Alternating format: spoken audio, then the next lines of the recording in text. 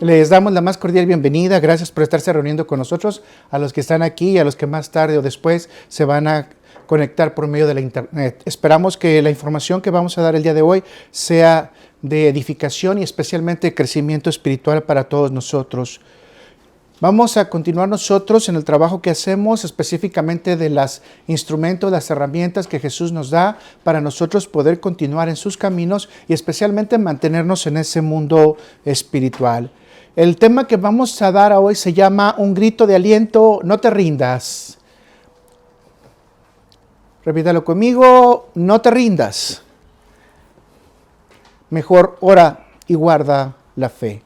Y vamos a partir de la porción bíblica que está en Lucas, del capítulo 18, versículo 1 al 8, donde se encuentra la famosa parábola de la mujer y el juez injusto. Vamos a pasar ahorita en un momento a ella, pero quiero que usted abra sus oídos, sus ojos y obviamente el entendimiento bíblico, porque sabemos que muchas veces cuando hacemos interpretaciones de las parábolas solemos a veces desviar un poquito el sentido de la parábola. Así que yo sé que siempre que hablamos de esto, a veces entramos en controversia con algunas tradiciones o con algunas personas que tradicionalmente tratan de explicar este tipo de parábolas, pero vamos a tratar de llevarla de conforme la palabra de Dios nos la da.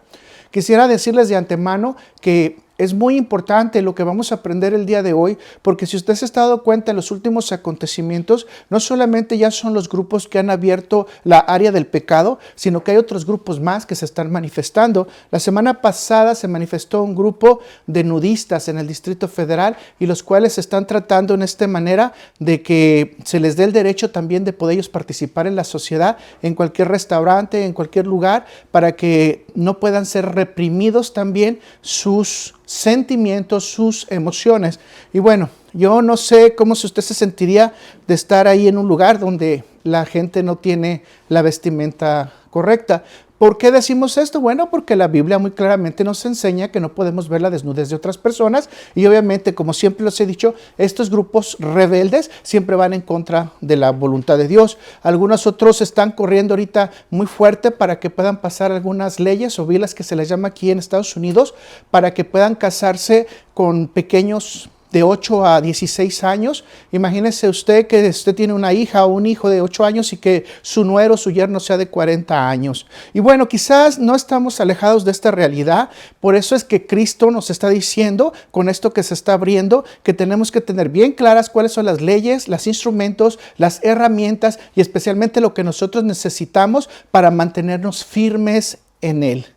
Algunas ocasiones, si usted ha tenido la oportunidad de conversar, existe alguna, pues voy a decir casi el 90% del cristianismo cree que el ecumenismo es que se van a juntar varias religiones y estas religiones van a ser parte de esa desviación de la fe, en donde obviamente se va a dar la venida de la desolación desoladora de Daniel. Pero yo en lo personal, y esto es muy personal, yo creo que lo que se está juntando ya es los grupos de maldad. Y estos grupos de maldad empiezan a gobernar ya el país, empiezan a gobernar las costumbres, empiezan a gobernar la moral. Y obviamente esto sí desvía de la religión correcta. Esto sí desvía de lo que Dios quiere, porque esto tiene un sentido directamente del pecado. Así que por eso estamos ahorita desesperados muchos de los que amamos la palabra de Dios y por eso necesitamos tener un grito de aliento, no solamente para nosotros, sino para todos los creyentes. Un grito de aliento, no te rindas. No te rindas, aun cuando está todo el mundo así, tenemos al final que ver a nuestro Señor Jesucristo. No te rindas. Así que déjeme iniciar esto después de esta pequeña introducción que le estoy dando para que usted se enfoque directamente en lo que yo le quiero decir. Necesitamos motivación. Necesitamos fuerza para enfrentar estos grupos ecuménicos, porque estos sí son grupos ecuménicos y de pecado. Usted sabe, también ya ahorita el satanismo está teniendo su propia religión y está saliendo adelante. Y aparte los grupos del arco iris, de la L a la Z, y siguen incrementando más grupos que están abriendo hacia más perversiones sociales. Esto no solamente, sino grupos también de médicos y grupos de otro nivel que están haciendo también la producción de ciertos tratamientos, ciertas experimentaciones que están llegando obviamente a trastocar completamente el modelo humano. Así que de una manera sencilla lo que estamos teniendo son obviamente grupos que están amasando el pecado y lo están poniendo junto para ir en contra de la palabra de Dios, en contra del mismo Dios. Así que Jesús, Él nos está dando gritos de aliento y nos está orientando para no tener que enfrentar a los enemigos de una manera frontal, sino como Él lo ha decidido. Así que Jesús nos está diciendo a través de sus diferentes enseñanzas, pasos, amigos, hermanos, discípulos, no te rindas, no desmayes, échale ganas hasta el final para encontrar el resultado final que va a ser la salvación. Así que Jesús nos va a dar bellas instrucciones para enfrentar la batalla contra este mundo y contra este grupo de pecadores, que obviamente nos lleva a recordar a Sodoma y Gomorra y algunas otras cosas más, como de Génesis 6:4, donde toda la maldad estaba ya junta y todos los hombres su tendencia era su corazón al mal. Así que esto es el aliento al que vamos. Así que Jesús nos está diciendo, no, vamos a utilizar herramientas para llevar a una segunda venida donde ustedes van a esperar por mí y cuando yo llegue con ustedes, obviamente ustedes van a estar a salvo. Entonces vamos a leer la porción bíblica que ya es muy conocida y usted obviamente va a tener por ahí sus propios comentarios, pero quiero que por favor abra su mente un poquito para poder entender qué es lo que Jesús nos quiere instruir realmente a través de esta parábola. Voy a empezar diciendo, es una parábola, no es un hecho real. ¿De acuerdo? Ahí empieza el primer problema, muchas veces la interpretación de esta parábola, porque mucha gente cree que es un hecho real. ¿De acuerdo? Vamos a leerlo en el capítulo 18 de Lucas y vamos a ir del 1 al 8 exactamente. Y vamos a leer en nombre de nuestro Señor Jesucristo. También les refirió Jesús una parábola sobre la necesidad de orar siempre y no desmayar, diciendo, había en una ciudad un juez que ni temía a Dios ni respetaba a hombre. Había también en aquella ciudad una viuda, la cual venía a él, diciendo, hazme justicia de mi adversario. Y él no quiso por algún tiempo, pero después de esto dijo dentro de sí, aunque ni temo a Dios, ni tengo respeto a hombre, sin embargo, porque esta viuda me es molesta, le haré justicia, no sea que viniendo de continuo, me agote la paciencia. Y dijo el Señor, oíd lo que dijo el juez injusto. ¿Y acaso Dios no hará justicia a sus escogidos, que claman a él día y noche? ¿Se tardará en responderles? ¿O digo que pronto les hará justicia, pero cuando venga el Hijo del Hombre, hallará fe en la tierra? Nosotros ya hemos orado, pero de todas maneras vamos a hacer una pequeña oración. Gracias, Señor Padre Celestial bendito. Gracias por la palabra que nos das el día de hoy.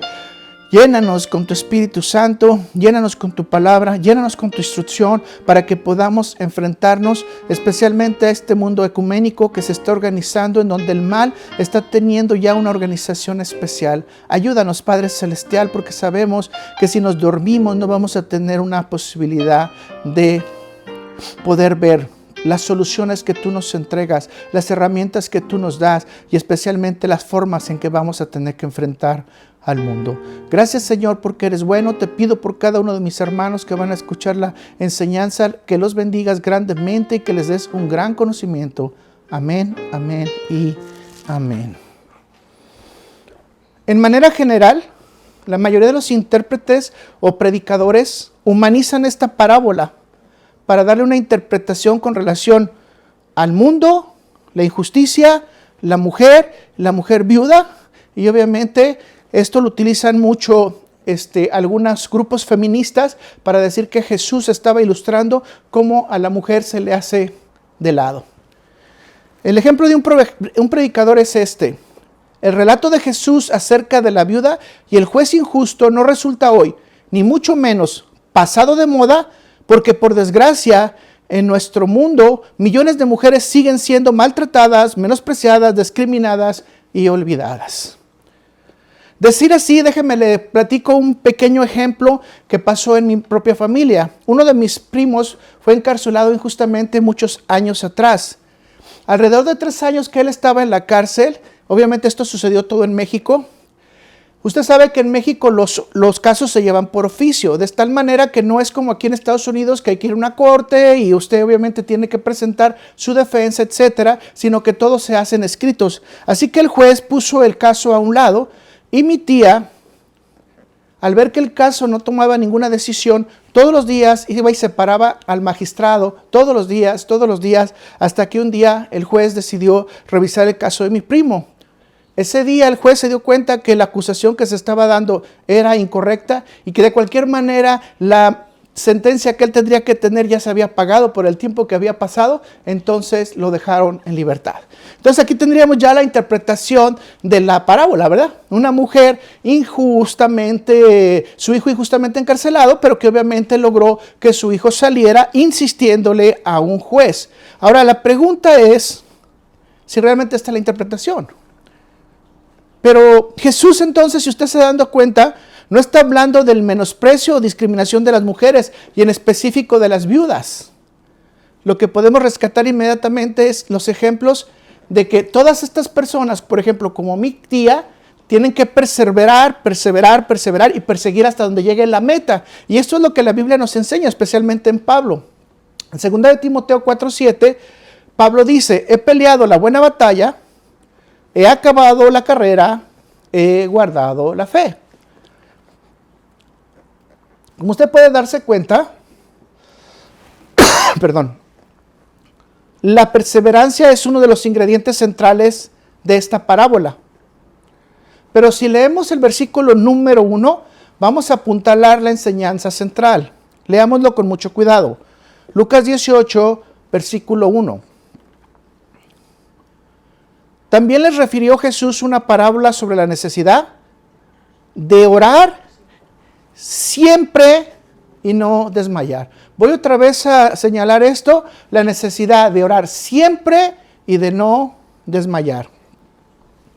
Si lo veo esto en la versión de Dios habla hoy, dice así: Jesús les contó una parábola para enseñarles que deberían orar siempre sin desanimarse. Orar siempre sin desanimarse. Empezamos a tener la clave central entonces, ¿verdad? La parábola, para los que no lo entiendan, paro significa de lado. Por ejemplo, un paralegal es una persona que hace todas las cosas del abogado, pero no es el abogado. Es alguien que está al lado del abogado y puede obviamente hacer cosas del abogado, pero el verdadero abogado no es el abogado.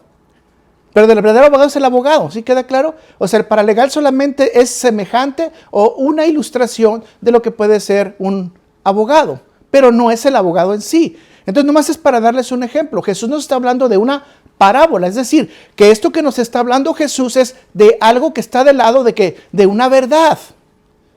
Así que si rescatamos los elementos con mucho cuidado, dice que debemos de orar como persistentemente ante la falta de justicia del juez injusto. Obviamente nosotros tenemos que rescatar que el alma está clamando por justicia porque ha pasado o está pasando situaciones que están siendo ¿de qué? De tormento. El elemento central entonces aquí es la oración. Y la oración es la conversación entre el alma del creyente con su Creador. Entonces, tenemos que tener muy claro que la oración es una conversación, es un medio en donde nosotros podemos creer al 100% que la comunicación se está dando. Es una comunicación alma con su Creador. Ahora, déjenme explicarlo sencillamente. Aunque no podamos ver a Dios, Dios está recibiendo el mensaje. Aunque no podemos ver los oídos de Dios, Dios está escuchando nuestro mensaje. Aunque no podemos ver los ojos de Dios, Dios está siendo receptor de nuestro mensaje. En otras palabras, no es una comunicación corta ni acabada. O sea, hay una comunicación entera entre un receptor y un transmisor. O sea, Dios nos comunica, nosotros escuchamos, Dios nos comunica, nosotros tenemos en nuestro corazón. Por ejemplo, a través de la palabra de Dios, a través de esto, nosotros tenemos comunicación con Dios. A través de la exhortación tenemos comunicación con Dios. Nosotros tenemos comunicación con Dios cuando oramos, cuando le alabamos, cuando le glorificamos. Es decir, tenemos un acercamiento celestial. Y esto ha de ser hermosísimo para todos aquellos que creen. Porque la oración también es parte de la expresión que nosotros debemos de hacer de reverencia y adoración a Dios.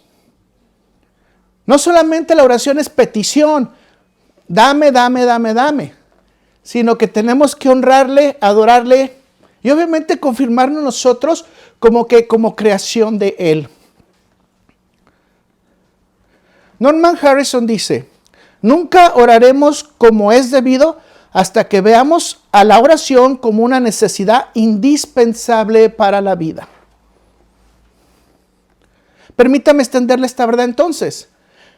Si estás llevando tu vida sin oraciones, estás trabajando en tu propio esfuerzo, lejos de la guía del Espíritu Santo y de Dios, y estás en tus propias fuerzas. Te digo una cosa, te vas a cansar. Te vas a cansar. Si eres creyente, te vas a cansar, porque toda nuestra vida y todas nuestras decisiones tendrían que ser avaladas por Dios, llevadas a Dios, presentadas a Dios y confirmadas por Dios.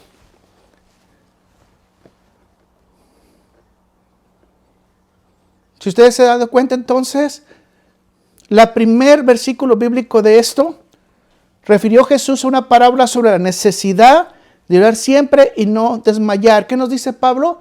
Orar sin desmayar. Todo el tiempo tenemos que orar. Ahora, le digo algo más. No solamente tenemos que orar cuando tenemos necesidad, sino tenemos que orar cuando no tenemos necesidad también. La parábola en el contexto que nos está diciendo es que debemos de orar especialmente cuando hay más necesidad. ¿Se están dando cuenta que con esta parábola Jesús nos está aventando un grito de aliento? No te irritas ante la aflicción. Mejor cree y ora. No te irritas, continúa. Porque va a estar la aflicción ahí, porque el juez injusto va a estar ahí, porque las verdades mentirosas van a estar ahí. Y digo verdades mentirosas por lo que vimos la semana pasada, ¿verdad? ¿Por qué? Porque el juicio y el juez y obviamente la justicia estarán retiradas. ¿Cuántos de nosotros sabemos que Jesús nos ha anunciado a cada uno de nosotros que el creyente va a tener aflicción? Vamos a repasar versículos rápido, nada más para que no se nos olvide. Juan 15, versículos 20 al 21 dice, acordaos de la palabra que yo os he dicho, el siervo no es mayor que su señor. Si a mí me han perseguido, también a vosotros os perseguirán. Si han guardado mi palabra, también guardarán la vuestra. Juan 16, 33 dice, estas cosas os he hablado para que en mí tengáis paz. En el mundo tendréis aflicción, pero confiad, yo he vencido al mundo. Y hay que decir amén, ¿no? Porque Jesús ya venció al mundo, pero ¿tendréis qué? Aflicción. En Mateo 5, versículo 11 o 12, que es el cierre de las parábolas, dice de una de las bienaventuranzas, bienaventurados sois cuando por mi causa os vituperen y os persigan y digan toda clase de mal contra vosotros mintiendo. Gozaos y alegraos porque vuestro galardón es grande en los cielos, porque así persiguieron a los profetas que fueron ante vosotros. Y yo creo que si nosotros rescatamos algo de esta escritura es que Jesús nos está comparando con los profetas, mis hermanos. Eso es algo muy grande. Si a los profetas los persiguieron, a ustedes también, o sea, una comparación, ahora sí, una parábola de decir, aunque ustedes no son profetas, pero tienen el mismo nivel de los profetas ante Dios. Así que la parábola que nos estamos estudiando nos está instruyendo a todos los creyentes que ante la persecución y ante las aflicciones que van a parecer injustas, debemos de permanecer firmes en la oración. ¿Hasta cuándo? El último versículo dice, os digo que pronto les hallaré justicia, pero cuando venga el Hijo del Hombre, ¿hallará fe en la tierra? ¿Hasta cuándo? Hasta el segundo regreso de Cristo. Ahora, si ya me van siguiendo, los personajes de la parábola parece ser que cambian. Ya no son mujeres, ¿verdad? Ya no son viudas. Ya no son mujeres que han sido discriminadas y puestas a un lado y que nadie quiere hacerles justicia. Veamos lo que dice.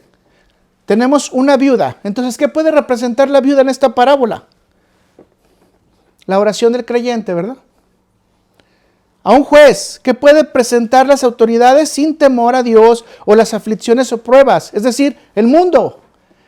Al mundo no le importa a Dios, no le importa temerle a Dios, ¿cierto o no? Y 3, a la fe, que debe de preservarse con esperanza hasta obtener la justicia divina en la segunda venida de Cristo. Mis hermanos, no puedes rendirte. Ve todo lo que nos está diciendo la parábola. No estamos hablando de gente, estamos hablando de instrucciones divinas. No puedes rendirte ante las aflicciones, las persecuciones, las burlas, las pérdidas, las penalidades, las pruebas que te confrontarán o que te confrontan en este mundo, aunque parezcas injustas. Debes de persistir. Y quiero que lo repita conmigo, en oración y en fe hasta el regreso de nuestro Señor Jesucristo.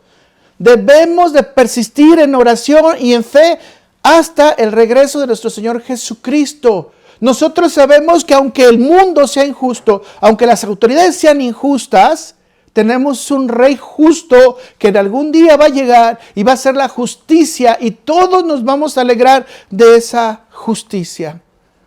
Así que si vas a recibir burlas porque crees en Cristo, tú sigue orando en fe por la persona que se está burlando de ti. Le doy un ejemplo rápido. Había una persona que estaba casado con una mujer cristiana. Esta persona escuchó el evangelio por mucho tiempo. Estuvo sometido al evangelio, pero obviamente no quería creer. Él era un abogado muy importante para ese tiempo. Pero como ustedes sabemos, Dios nos llama siempre con cuerdas de amor. Y un día despierta nuestros espíritus. Y él tomó la tentación de saber, hey, ¿de qué se trata esto de Jesús? Y aceptó la salvación. Y ese día tenía una reunión muy importante con gente importante del Congreso. Así que salió corriendo a su esposa y le dijo, el día de hoy voy a hacer un altar en mi sala para que cuando llegue la gente pueda entender que vamos a orar y vamos a estar con el Rey de Reyes y el Señor de Señores. Su esposa, que como lo hemos dicho es creyente, replicó y le dijo, creo que eso es muy importante, pero creo que es mejor que lo hagas ya cuando ellos se hayan ido.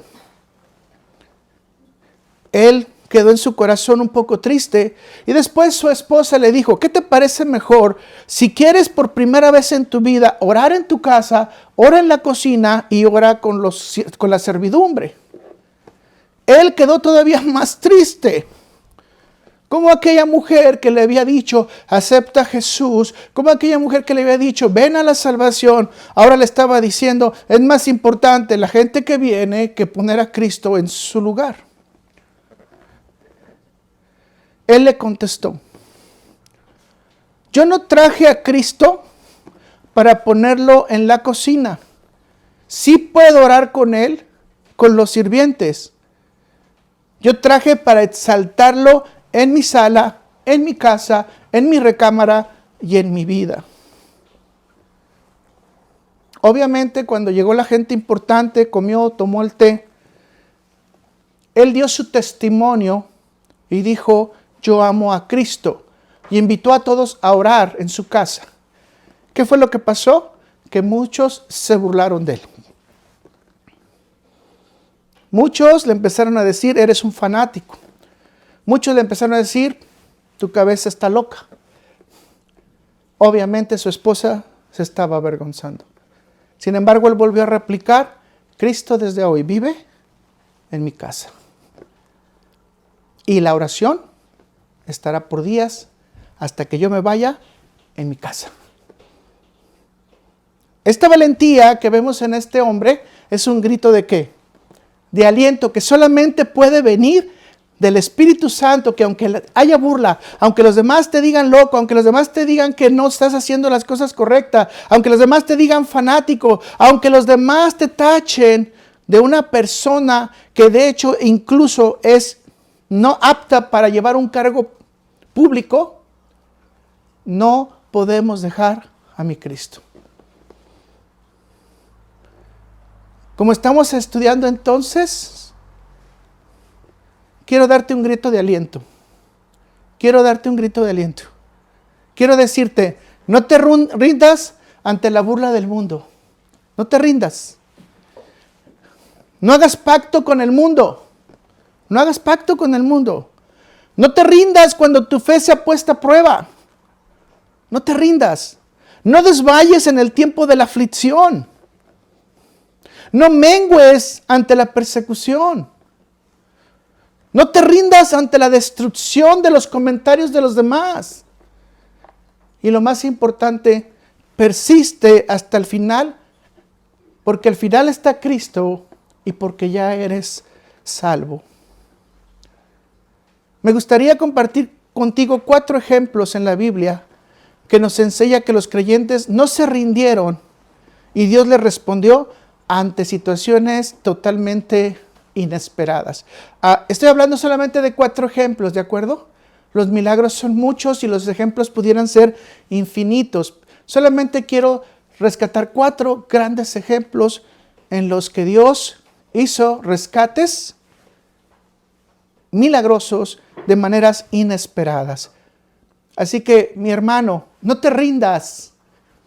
Ponlo en tu corazón. No te rindas, persiste en Cristo. Y la parábola lo que nos está enseñando es que no debemos de rendirnos en la oración. Tenemos que continuar orando en fe ante todas las injusticias, ante todas las cosas que parecieran fuera de control, porque sí hay un juez justo que está detrás de toda la situación y que si lo mantenemos en fe vamos a salir adelante y vamos a salir tan adelante que vamos a poder ver la gloria de Dios al final de nuestros días.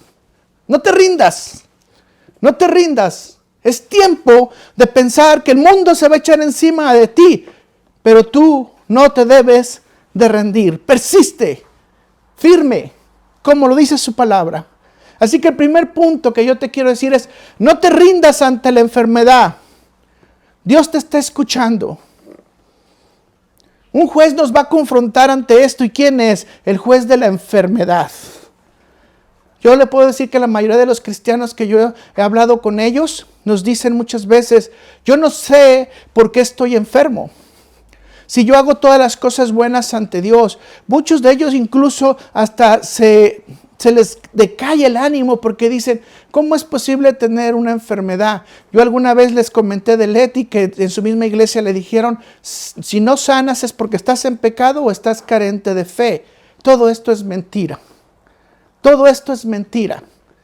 O sea, la sanación es de parte de Dios. Y el ejemplo usted ya lo conoce. Y me gusta mucho en 2 de Reyes 20, versículos 1 al 7, la historia de Ezequías e Isaías. Vamos a leerla. En aquellos días, Ezequías cayó enfermo de muerte y vino a él el profeta Isaías, hijo de Amós, y le dijo, Jehová dice así, ordena tu casa porque morirás y no vivirás. Entonces él volvió su rostro a la pared y oró a Jehová y dijo, te ruego, oh Jehová, te ruego. ¿Cuántas veces? Te ruego, oh Jehová, te ruego que hagas memoria de que he andado delante de ti en verdad y con íntegro corazón y que he hecho las cosas que te agradan. Y lloró Ezequías con gran lloro. Y antes que Isaías saliese hasta la mitad del patio, vino palabra de Jehová a Isaías diciendo, vuelve y di a Ezequías, príncipe de mi pueblo. Así dice Jehová, el Dios de David tu padre. Yo he oído tu oración y he visto tus lágrimas. He aquí que yo te sano. El tercer día subirás a la casa de Jehová y añadiré de tus días 15 años y te libraré a ti y a esta ciudad de la mano del rey de Asiria y ampararé esta ciudad por amor a mí mismo y por amor a David mi siervo. Y dijo Isaías, tomad masa de higos, y tomándola la pusieron sobre la llaga y sanó. Siempre que yo leo esta historia, ya sea por Reyes o sea por la misma historia de Isaías, siempre me hago una pregunta. Si ya vas a estar con el Señor y en su presencia, ¿para qué quieres un día más de vida en este mundo terrenal? Si ya vas a estar ante su luz admirable, ¿para qué quieres un día más? ¿No es lo que perseguimos la mayoría de nosotros? Bueno, Pablo nos responde esta pregunta en Filipenses 1, versículo 21 al 24. Porque para mí el vivir es Cristo y el morir es ¿qué? Ganancia. Mas si el vivir en la carne resulta para mí en beneficio de la obra, no sé entonces qué escoger.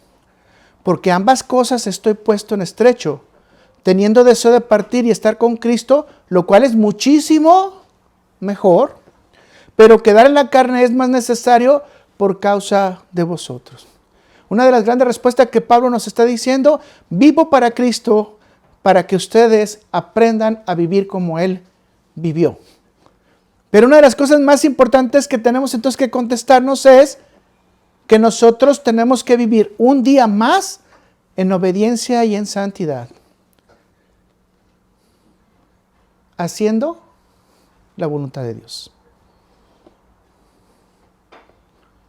Si regresamos a la historia entonces de Ezequías, observamos una vez más que él ya había recibido una sentencia, una reacción inmediata, pero su reacción fue orar. ¿Se da cuenta? Orar. Y exponer su fidelidad a Dios con su corazón recto. Esto quiere decir que de alguna manera u otra Ezequías hacía los mandamientos, las ordenanzas y las cosas que Dios le daba.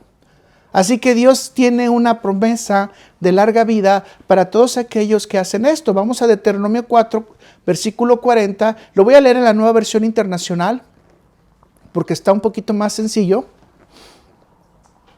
Dice, obedece sus preceptos y normas que hoy te mando cumplir, y de ese modo a ti y a tus descendientes les irá bien, y permanecerán mucho tiempo en la tierra que el Señor Dios les dará para siempre. Como podemos entonces observar, Ezequías tenía un corazón, dijo, recto ante Dios, y obviamente era una de las respuestas que él podía decir a Dios, Señor, si me he portado bien, también puedo tener larga vida. Y note esto que es muy importante. Esto es muy importante. O sea, él cómo lo hizo, en oración. Ahora, mucha gente dice, es que tú ora a Dios y espera la respuesta, que a veces la respuesta puede venir en años. Bueno, a Ezequías les vino en minutos, en segundos de hecho, porque fue una oración con profundo entendimiento. Note lo que pasó. Señor, tengo un corazón recto ante ti. Lloró con gran lloro. ¿Qué quiere decir? Que se arrepintió. Se presentó como un pecador más. Y Dios le concedió el deseo de su corazón.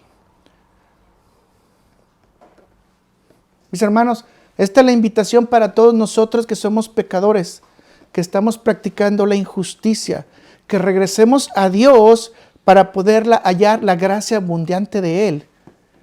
Y ahora, si usted se da cuenta, ¿cuál fue el instrumento que utilizó Ezequías? La viuda, la oración. Y es interesante el símil, ¿verdad? Porque Jesús dijo, ahora mis discípulos no tienen que tener ayuno porque el novio está con ellos. El día que yo parte, entonces ese día van a ayunar y van a tener que orar. Y van a tener que participar de todo esto. Es decir, Jesús tiene claro cuando nos está dando esta instrucción que nos vamos a quedar solos en este mundo. No, el problema es que no lo vamos a estar viendo físicamente. Y como no lo vamos a estar viendo físicamente, no vamos a tener esa seguridad. Porque esa seguridad únicamente la podemos ganar por medio de la fe. Jesús está aquí. Y si yo creo que Jesús está aquí, obviamente todo el cuerpo se me enchina. Porque obviamente Jesús está guiando mi vida, me está protegiendo, me está ayudando y obviamente me está llevando a aguas y manantiales vivos. Y si soy plantado en manantiales vivos y en corrientes vivas, obviamente tengo no más vida en esta vida, sino tengo vida eterna.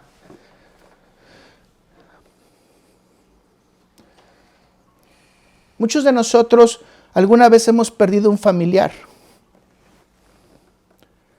Y cuando hemos perdido un familiar, desafortunadamente, creemos que Dios puede ser injusto. Y calificamos a Dios injusto y muchas veces he escuchado a gente que dice, ¿por qué se lo llevó? ¿Por qué Dios no me respondió? Etcétera. Pero déjeme decirle que Dios no es injusto. Dios ya había designado ese día para esa persona. La muerte está designado para todos aquellos que pecamos, y en cuanto que todos pecamos estamos destituidos ¿de qué? De la gloria, de la gracia, de la cercanía, de la bendición de Dios. Porque estamos muertos en nuestros delitos y pecados, y lo único que realmente merecemos nosotros es la muerte. Así que la extensión de la vida que Dios le dio a Ezequías es la extensión de la misericordia. Aquí podemos ver que el juicio que tenía que ejecutar Dios ante Ezequías, podemos cambiarlo en lugar de juicio por misericordia. Y la misericordia se extendió a través de ¿qué, mis hermanos? De la oración. Ahora yo no sé si se está dando cuenta de algo que es bien interesante, pero quiero ponérselo en la mesa. Aunque Dios le dijo, ya tienes la vida, Ezequías, y te voy a dar 15 años, Dios no sanó su herida.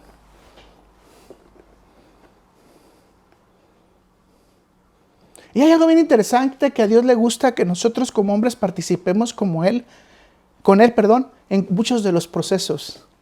Por eso Adán le dijo, hey, tú administra la tierra.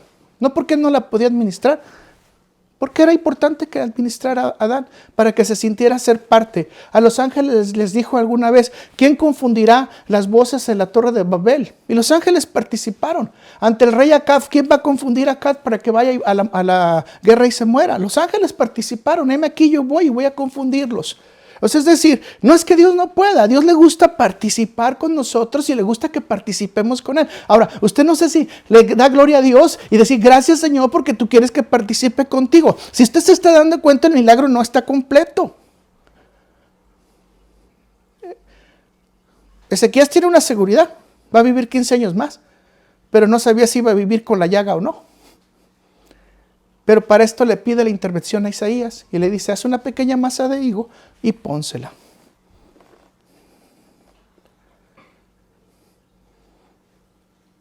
No sé si usted está reflexionando sobre esto, que es muy importante, porque esto tiene que ver entre los milagros y la ciencia, las finanzas y la ciencia, Dios y sus finanzas, etc. Déjeme darle un ejemplo rápido. Una persona estaba en el hospital con un problema de hepatitis. De hecho, era un pastor.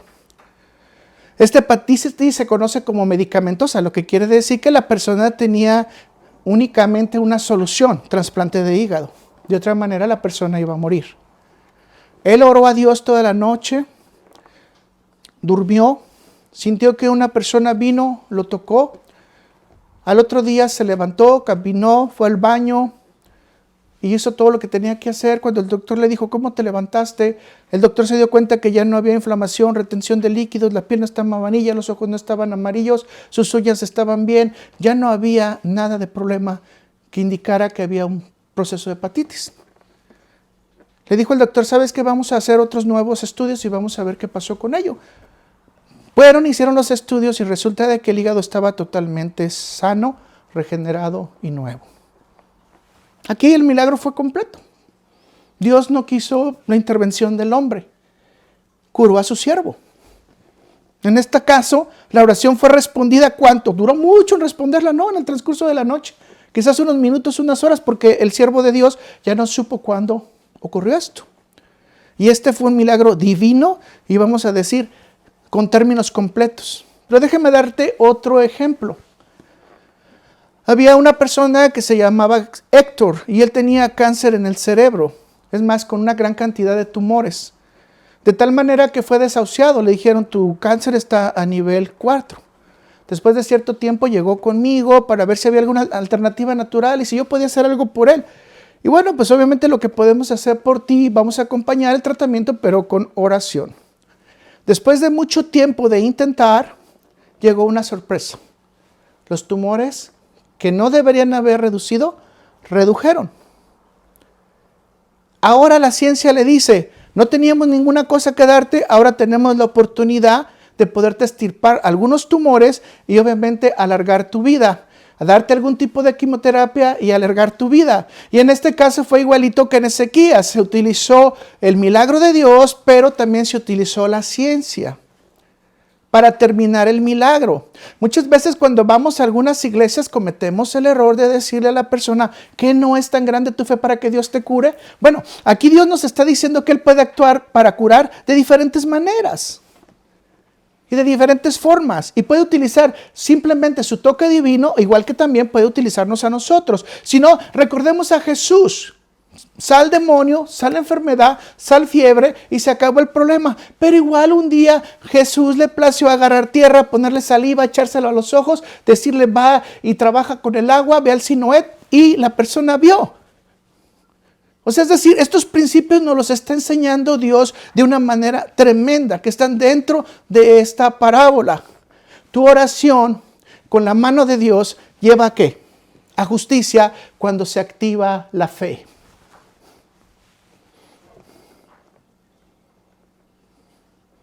No importa la enfermedad, no importa el medio. Ora, Dios te va a dar el medio, Dios te va a decir cómo sanar. Ora, al final está Cristo, no te rindas. Lo más importante es presentarnos a Jesús tal y como somos.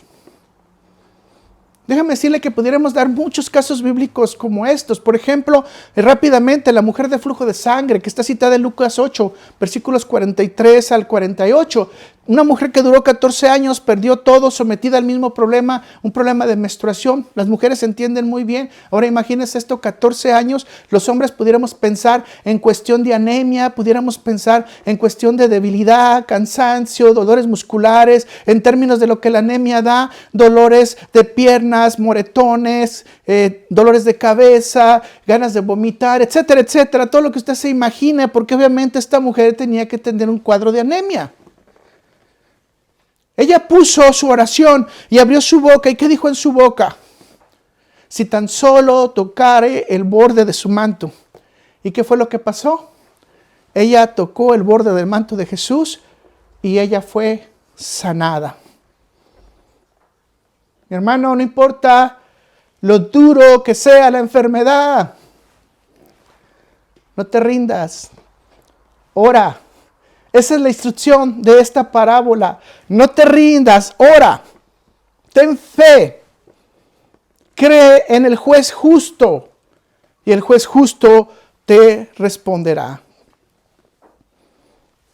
Si nosotros dejamos que trabajen los jueces injustos, ¿cuál sería el juez injusto en este caso? Es bien sencillo.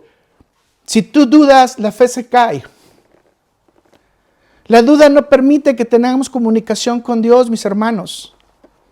Al momento que sientes dolor en la carne, se perturba tu mente o tu conciencia se llena de pecado, empezamos a dudar de la fidelidad de Dios y ponemos en tela de juicio la bondad de Dios, la misericordia de Dios. Pero si te das cuenta, Ezequías no se rindió. La mujer de flujo de sangre no se rindió. ¿Siguió qué? Orando. Aun cuando sabía que no había opción, aun cuando sabía que estaba desamparada, aun cuando él sabía que estaba desamparado, aun cuando sabían los dos que merecían la muerte, oraron para tener la justicia de Dios y Dios les recompensó dándoles la sanación. 2. No te rindas ante la oposición de los demás.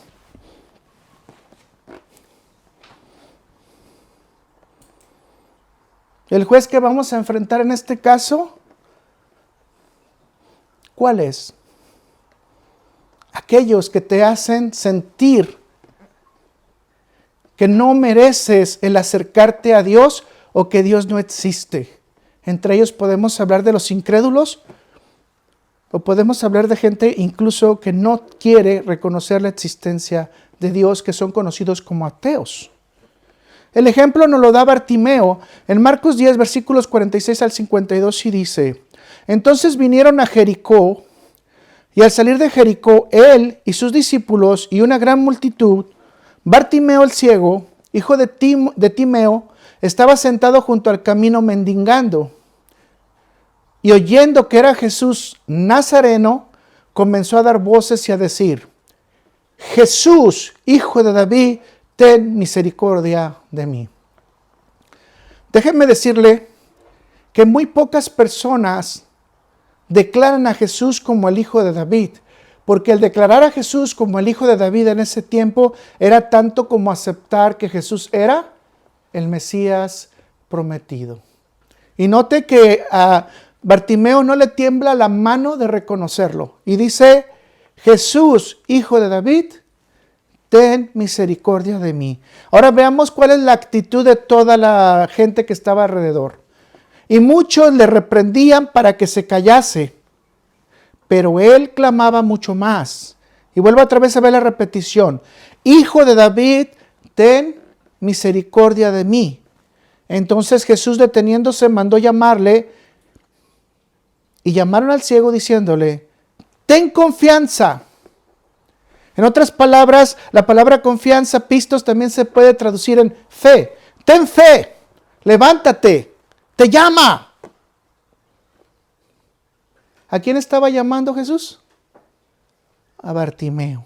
Él entonces arrojó su capa, se levantó y vino a Jesús. Ahora, acuérdense que es ciego, ¿eh? La pregunta es cómo supo dónde estaba Jesús. Respondiendo Jesús le dijo, ¿qué quieres que te haga? Y el ciego le dijo, Maestro, que recobre la vista. Y Jesús le dijo, vete. No le dijo, quédate conmigo, fíjense. ¿Se da cuenta? Vete. Tu fe te ha salvado. ¿Qué le salvó? ¿Y qué dice el versículo 8 que estamos leyendo en la parábola? Os digo que pronto les haré justicia. Pero cuando venga el Hijo del Hombre, ¿hallará fe en la tierra? Y esta es la comparación que Jesús nos está dando. Que tenemos que tener la fe ciega, pero no ciega para no guiarnos, porque por fe andamos, sino es una fe que te guía a Jesús a través de la luz admirable. Es una fe celestial que obviamente puede venir a través del Espíritu Santo de Dios. ¿Y qué dice? Vete, tu fe te ha salvado. Y enseguida recobró la vista y seguía a Jesús en el camino.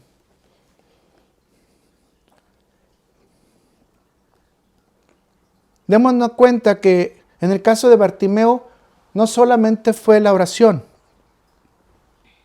sino el clamor de ser escuchado por Jesús. Ahora, en este tiempo es muy difícil que nosotros pensemos que podemos acercarnos a Jesús con ese clamor, porque obviamente no lo vemos. Por eso le dijo a Tomás, bienaventurados los que ven sin creer, pero los que creen sin ver, porque de ellos es el reino de los cielos. Nosotros no vamos a poder estar viendo al Señor. Pero ¿saben qué, mis hermanos? Jesús nunca nos ha dejado solo.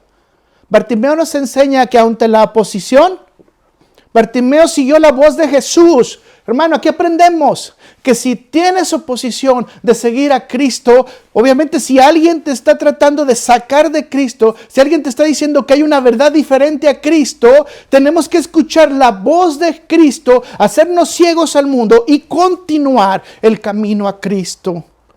No podemos escuchar las voces de desánimo, no podemos escuchar las voces desorganizadas, las críticas, las reprensiones que muchas veces la gente nos va a hacer por seguir a Cristo. Tenemos que escuchar la voz de Cristo, porque por fe andamos, no por vista. Tenemos que escuchar lo que Jesús nos va a decir para seguirnos guiando en Él. Porque Él es el único que nos puede dar justicia. ¿A través de qué? De la oración y la fe. Ahora note que en la historia que nos está relatando la Biblia dice que una vez que lo llamó Jesús, nadie trató de impedirlo. Y esto es muy importante para todas las personas que vienen a Cristo. Si Cristo ya te mandó llamar y verdaderamente eres de Cristo, nada te va a separar de Jesús. Ni hambre, ni persecución, ni espada, ni nada te puede separar del amor de nuestro Dios. Nada. Porque Jesús ya te mandó llamar. Ya eres de Él. Y Jesús dice que todos los que le dieron en su mano, ninguno se le perdió excepto el hijo de perdición. Así que ten confianza. Si Cristo ya te llamó, levántate, camina, escucha, ve. Búscalo en oración, búscalo en alabanza. Jesús está ahí. Ten confianza. Aprendamos de Bartimeo, no se rindió, él escuchó la voz del Señor. No lo veía, pero sabía que era el Hijo de Dios, sabía que era el Mesías prometido, Jesús, Hijo de David. Ten misericordia, ten piedad de mí. Aplicas la fe, aplicas la verdad, aplicas la vida. Bartimeo no se rindió. ¿Cuántos de nosotros nos rendimos ante las críticas? ¿Cuántos de nosotros nos rendimos ante lo que los demás opinan de nosotros? Ay, eres cristianito. Te vistes así porque eres cristiano. No escuchas música porque eres cristiano. Estás feo porque eres cristiano. No te pintas porque eres cristiano. No bailas porque eres cristiano. Mis hermanos, sí bailamos el gozo para Dios, pero ellos no lo saben. Nos vestimos hermosos para Dios, pero ellos no lo saben. Para Dios somos hermosos porque Él ha salvado nuestro corazón, nos ha redimido, nos ha limpiado y nos ha vestido de blanco. Pero ellos no lo saben. Esperamos en Dios que un día ellos puedan recibir esa gloria y recibir a Cristo en su corazón. Y en ese día ellos van a entender por qué nosotros honramos a nuestro Dios. Mis hermanos, aquí ustedes podrán darse cuenta que el factor más grande que puede existir para tener comunión con Cristo, especialmente hasta en una situación donde todos los demás se oponen, es el miedo a la crítica, mis hermanos. El miedo a la crítica que van a hacer los demás de nosotros. El miedo a ser rechazado por grupos sociales, por grupos escolares, por grupos familiares, incluso, ¿por qué no?, hasta por nuestra propia esposa, esposo o incluso padres o madres. Entendamos la necesidad. La necesidad de no tener miedo. La necesidad de nosotros es orar, seguir las instrucciones de Jesús, escuchar su voz. Y no importa lo que digan los ateos, no importa lo que digan los inconversos, no importa los que no creen. Sus palabras no tienen ninguna resonancia en nuestro corazón, en nuestra mente, en nuestro cerebro. No importa. Porque el milagro de salvación no lo obtenemos a través de ellos. El milagro de salvación lo obtenemos por caminar con Cristo en fe y para fe. Y obviamente aquí nos dice muy claramente que el justo por la fe va a vivir, porque va a extender su vida no solamente en esta tierra, sino va a extender su vida en los tiempos venideros. Ese es un gran milagro. Y aquí estamos aprendiendo que no nos podemos rendir ante todas las críticas sociales que puedan venir, porque yo soy un cristiano. 3. No te rindas ante las pruebas.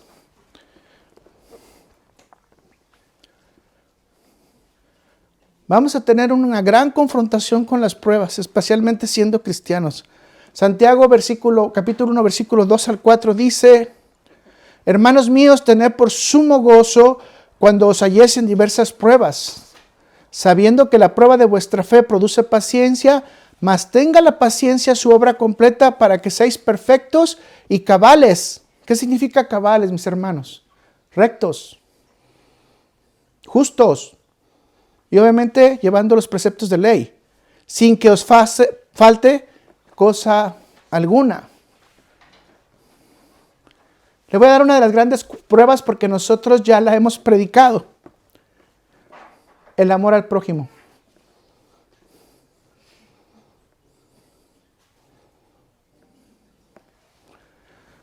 Agustín de Hipona decía: tú tienes enemigos porque quien puede vivir sin ellos en esta tierra.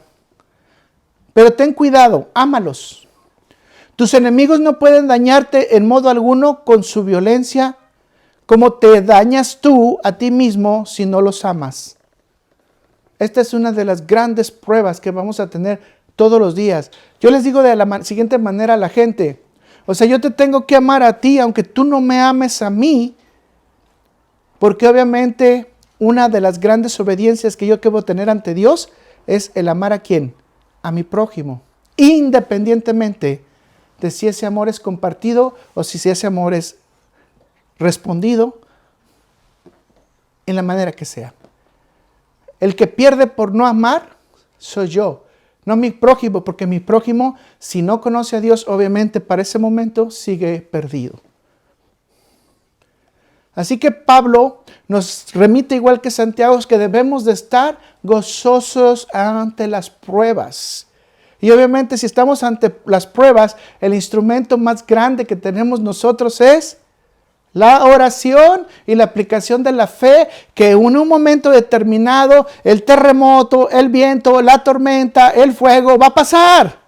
Porque vamos a estar en manos de Dios. Va a pasar. Ya lo dijimos, no los vamos a atravesar. Confiamos en que Dios los va a trabajar. Romanos 5, versículo 3 al 5 dice, y no solo esto, sino también nos gloriamos en las tribulaciones, sabiendo que la tribulación produce paciencia, y la paciencia prueba, y la prueba esperanza, y la esperanza no avergüenza. Y ahora esto tenemos que ponerlo en nuestro corazón. Porque el amor de Dios ha sido derramado en nuestros corazones por el Espíritu Santo que nos fue dado. Creyente, no te desanimes. Creyente, no te deprimas. Si eres un soldado de Cristo, si eres un siervo de Cristo, no te des de baja ante la frustración. ¿Me está escuchando? No te des de baja ante la frustración. Si te alcanzan las flechas de los arqueros, si te alcanzan las flechas del desánimo, si te laceran, si te encajan una espada por la quinta costilla, no te des de baja de la fe, de la justicia de Dios. Levántate, lucha, no te rindas. No te rindas. Así que ya hemos hablado de las pruebas, solamente voy a dar una pequeña resumen de las 4 cositas que nos ayudan las pruebas. Número 1, a conocer nuestras habilidades. 2, a verificar su eficiencia en el cambio de nuestra vida espiritual. 3, a saber cómo funciona o cómo reacciona nuestra madurez. 4, conocer los resultados que se producen en nuestro espíritu. Así que mis hermanos, ante la presión, ante la estrechez, ante la aflicción, ante la angustia, ante la persecución, no podemos rendirnos, porque las pruebas son para preservar nuestra vida en oración. Entre mayor aflicción tengamos, cuando más jueces injustos se presenten, nosotros debemos de estar como sin rendirnos ante las pruebas. Tenemos que estar orando y persistiendo en la oración hasta que esto se termine. Debemos de tener resistencia siendo constantes. Sabemos que vamos a tener exámenes. Sabemos que vamos a ser examinados. De hecho, que nosotros mismos vamos a ser autoexaminados. De hecho, podemos entender por lo que vimos que vamos a vivir en aflicción, que probablemente vamos a ser abochornados, deshonrados, quizás muertos, posiblemente atacados. Pero ¿sabes cuál es la esperanza que nos da esta parábola? Que al final del día, el juez justo, dijo Jesús, voy a hacer justicia.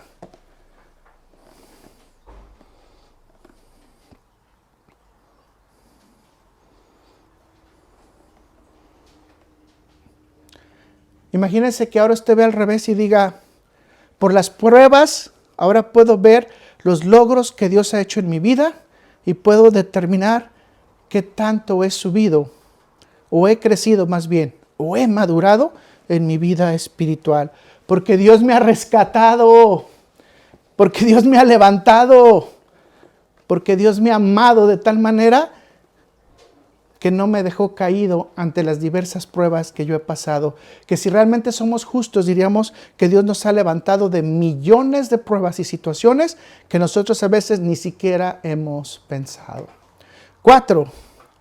El juez dice, no te rindas ante la muerte. ¿Nadie quiere ponerse en contra de la muerte? El ángel de la muerte. La muerte no fue creada al principio, ¿verdad? sino fue una decisión que tuvimos al cometer la transgresión ante Dios y obviamente comer del árbol de la fruta del bien y el mal, y obviamente estamos en este gran lío. El árbol de la sabiduría. La verdad bíblica la encontramos en el versículo para saber obviamente quién es el encargado de la vida y la muerte. Deuteronomio 32:39 dice: ved ahora que yo soy, y no hay Dios conmigo, y yo hago morir, y yo hago vivir, yo hiero, y yo sano, y no hay quien pueda librarse de mi mano. Mis hermanos, no se desanime, pero todos tenemos una cita con la muerte. Si Cristo no viene antes, todos vamos a tener una cita con la muerte. Déjeme decirle, no importa lo que hagas de comida, no importa tu ejercicio, no importa tu bebida, tus medicinas, tus suplementos.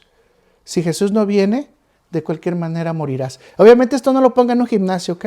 Ni tampoco en un restaurante de comida keto, porque obviamente no va a ser muy popular. Pero bueno, póngalo en su vida cristiana. O sea, un día vamos a morir. En la iglesia actual existe una gran cantidad de debates si todavía se puede la gente resucitar o no resucitar muertos. Y obviamente la conclusión general es de que esto ya no existe, esto no opera y esto es algo que quedó pasado en la iglesia del primer siglo. Pero bueno, esto también sucedió antes de que llegara la iglesia del primer siglo, ¿no? Y lo podemos ver con Elías, con Eliseo, con el mismo Jesús. Obviamente la resurrección de varias personas. Entonces, quiero que usted atienda a la tsunamita. Y la tsunamita fue una mujer que reconoció a Eliseo, y cuando lo reconoció lo invitó a comer a su casa, después le hizo una casa, le acomodó para que él pudiera estar tranquilo, para que descansara, y después él le dijo: mujer, ¿qué quieres que haga por ti? Él oró y la tsunamita, que era infértil, pudo tener un hijo. Obviamente la tsunamita era estéril, para que sea más claro.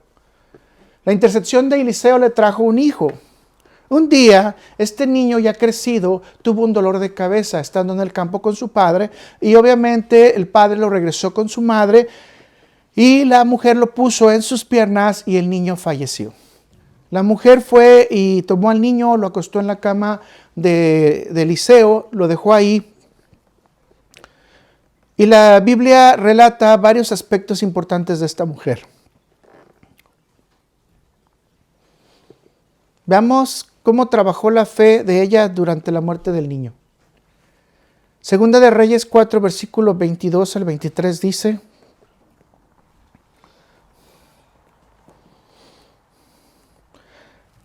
llamando luego a su marido, le dijo: te ruego que envíes conmigo a alguno de tus criados y a una de las asnas, para que yo vaya corriendo al varón de Dios y regrese. Él le dijo: ¿para qué vas a verle hoy? No es nueva luna, ni día de reposo. Y ella respondió, ¿cuál es la respuesta de ella? Paz. Ok, ahora, yo quiero que usted se ponga a pensar en los zapatos de una madre que acaba de perder a su hijo y que se murió. ¿Cómo estaba la fe de esta mujer? ¿Cómo estaba su situación de ánimo? Y lo más importante es, ¿por qué ella no le comunicó nada a su marido? ¿Se da cuenta? Se guardó todo en su corazón. Entonces, el dolor emocional que sentía lo guardó en su corazón, porque obviamente en ella había una esperanza más, la de encontrar la resurrección de su hijo. Esto nos recuerda el silencio que guardó Aarón cuando sus dos hijos fallecieron en el templo, que Aarón no dijo nada. Mis hermanos, muchas veces cuando nosotros tenemos que enfrentar este tipo de situaciones, mucha gente lo primero que hace es aumentar todas sus emociones, empezar a gritar, mostrarle al mundo que acaba de perder a un familiar, y obviamente la persona inquieta más a todos los demás. Aquí la tsunamita nos enseña que la primera respuesta es someternos a la voluntad de Dios en el hecho especial de que la persona murió. Ahora, quiero que usted y yo pongamos en tela de juicio esto, porque la Biblia no lo dice. ¿Qué tanta esperanza y fe tenía ella de que su hijo no iba a morir? ¿Se fija que ella no reniega contra Dios? Sino que busca la opción y busca la alternativa. ¿Y su alternativa quién era? Eliseo. Y ella se encuentra entonces caminando después y va con Eliseo.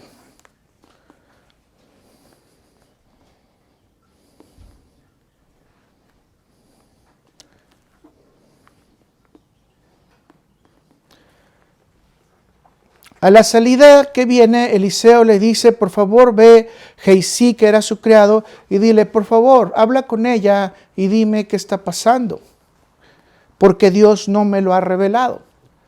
Entonces ella viene y le dice, le pido nada más que leamos aquí, en el 26, cuando ya va Geisí por ella. Te ruego que vayas ahora corriendo a recibirla y le digas, ¿te va bien a ti? ¿Le va bien a tu marido y a tu hijo? Y ella le dijo, bien. Imagínense la respuesta si el hijo está muerto. ¿Y qué le dijo a Geisí? Geisí escuchó una palabra correcta. ¿Todo está qué? Bien. Y luego llega a donde estaba el varón de Dios y se acerca a Geisí para quitarla, pero el varón de Dios le dijo, déjala porque su alma está en amargura y Jehová me ha encubierto el motivo y no me lo ha revelado.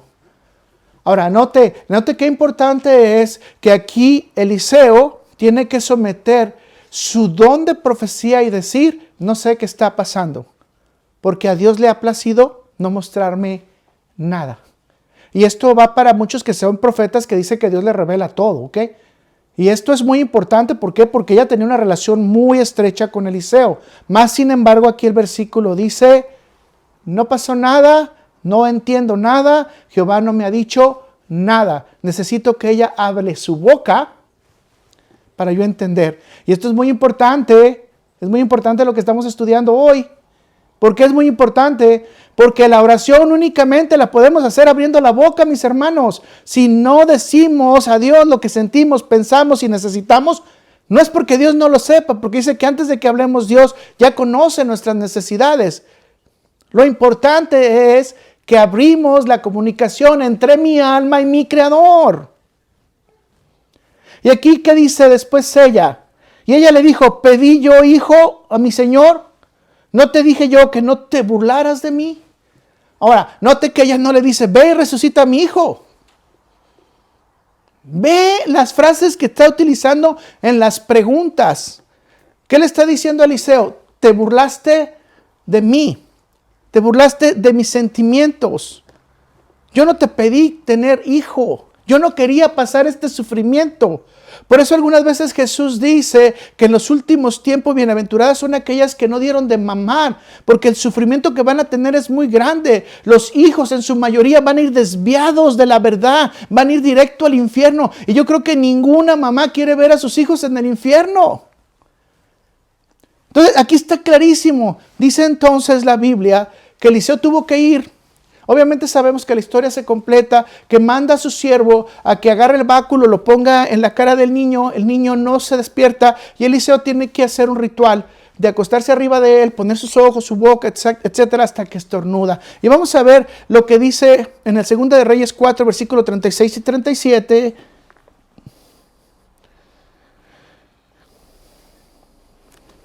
Entonces llamó él a Giesí y le dijo, llama a esta tsunamita, y él le llamó. Y entrando ella le dijo, toma a tu hijo. Y así que ella entró, se echó a sus pies y se inclinó a tierra, y después tomó a su hijo y salió. La tsunamita no se rindió ante la muerte. sabía cuáles eran los caminos que Dios tenía en ese momento, y el camino que Dios le había mostrado era el profeta, y ella siguió al profeta porque el profeta era el que tenía la intercesión entre el mundo humano y Dios, era el que recibía los mensajes de Dios. Aquí nos lleva a un concepto muy importante. Lo que tenemos ahora en este momento, aparte de nuestra Biblia, es nuestra fe, nuestra oración, nuestra conciencia de que Cristo domina al mundo, de que ya lo venció. Y tenemos armas poderosas en Cristo, que no son armas carnales, sino son armas espirituales que debemos de poner en práctica todos los días, porque el mundo nos está acosando de tal manera que vamos a morir.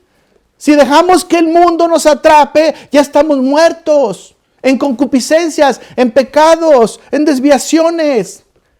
Porque vamos a creer que ese es el camino correcto. Pero si ya fuiste llamado por Cristo, ¿qué dijo? Bartimeo lo siguió.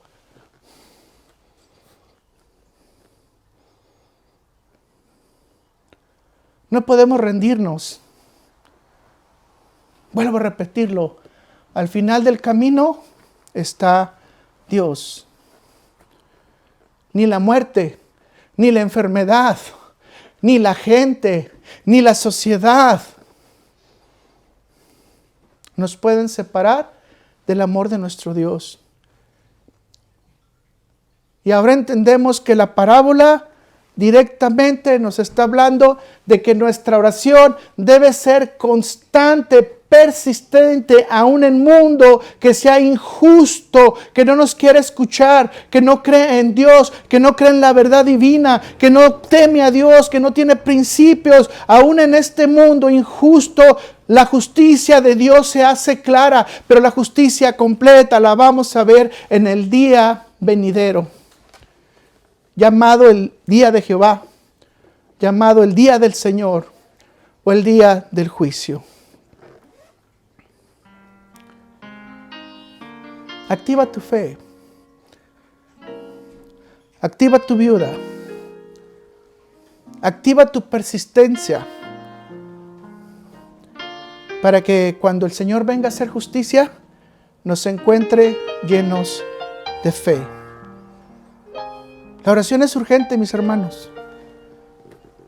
Especialmente en el tiempo de aflicción. Asegúrate de tomar una nota si estás en tiempo de aflicción. Reivindícate ante Cristo. Escucha su voz. Sigue sus caminos. Si estás en enfermedad, persiste. No sabemos si la sanidad te la da por medio de un milagro o por medio de la ciencia, pero sabemos que el que está actuando con su mano es Dios.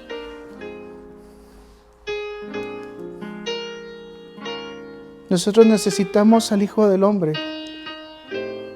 Necesitamos de su libertad. Necesitamos ser liberados del pecado.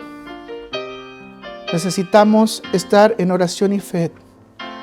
El secreto, mis hermanos, es no rendirse. Es tener comunión con Dios, comunicación con Dios. Y tener esperanza de que Cristo un día va a venir a juzgar a vivos y muertos. Y que ese día veremos la gran justicia del Señor. No te rindas. Jesús nos dejó esta enseñanza para que ninguno de nosotros nos rindamos. Ahora imagínese si un juez injusto puede hacer injusticia. Usted que es cristiano, usted que conoce las leyes de Dios, ¿cómo debe de actuar en su vida? Siempre en justicia, en oración y en fe. Que Dios nos ayude. Vamos a orar.